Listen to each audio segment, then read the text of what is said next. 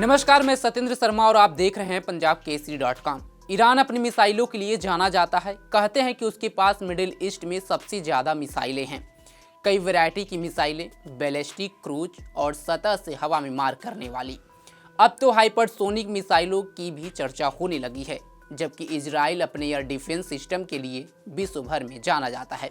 Israel के पास भी कम ताकतवर मिसाइलें नहीं हैं, लेकिन उससे ज़्यादा शानदार है उसका एयर डिफेंस सिस्टम, जो ऊपर से आती मिसाइलों को ऊपर ही खत्म कर देता है। हाँ, कभी कभी इस इंटरसेप्शन में कमी आती है, लेकिन इजरायली लोगों की जान बचाने वाला एयर डिफेंस सिस्टम बहुत ही ताकतवर और भरोसेमंद है।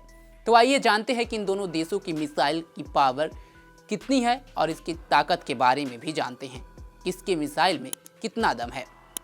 पहले बात करते हैं ईरान की मिसाइलों की।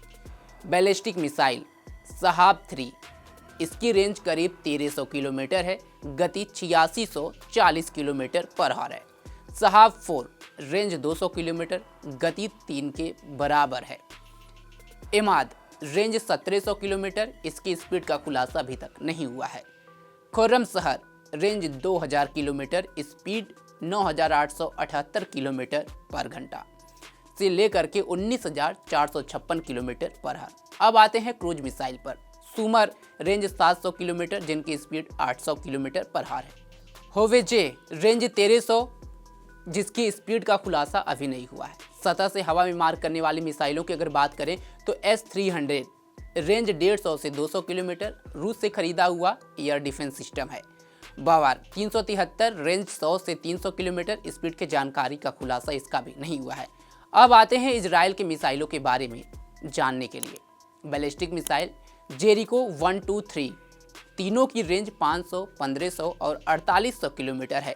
तीनों वेरिएंट अलग अलग आकार, रेंज और स्पीड के हैं। तीनों हाइपरसोनिक गति से हमला करती हैं, यानी इजराइल ने इसे दागा तो ईरान का एयर डिफेंस सिस्टम रोक नहीं पाएगा। यानी ये 6500 किलोमीटर पर आवर की स्पीड से ज़्यादा गति से उड़ान भरती है। क्रूज मिसाइल की अगर बात करें तो पोपाई, इसकी रेंज 150 किलोमीटर है, इसकी स्पीड का खुलासा नहीं किया गया है। देलिलाह, इसकी रेंज 250 किलोमीटर है, इसकी स्पीड 1049 किलोमीटर पर आवर है। सतह से हवा में मार करने वाली अगर मिसाइलों की बात करें तो एरो 2 और एरो 3 रेंज 90 से 2400 किलोमीटर तक। इन दोनों की स्पीड 9 से 10,000 किलोमीटर प्रति घंटा है। ये दुश्मन की किसी भी तरह की मिसाइल को हवा में ही नष्ट करने की ताकत रखती है। डेविड स्लिंग रेंज 70 से 300 किलोमीटर, इसे मैजिक बॉन्ड भी कहते हैं।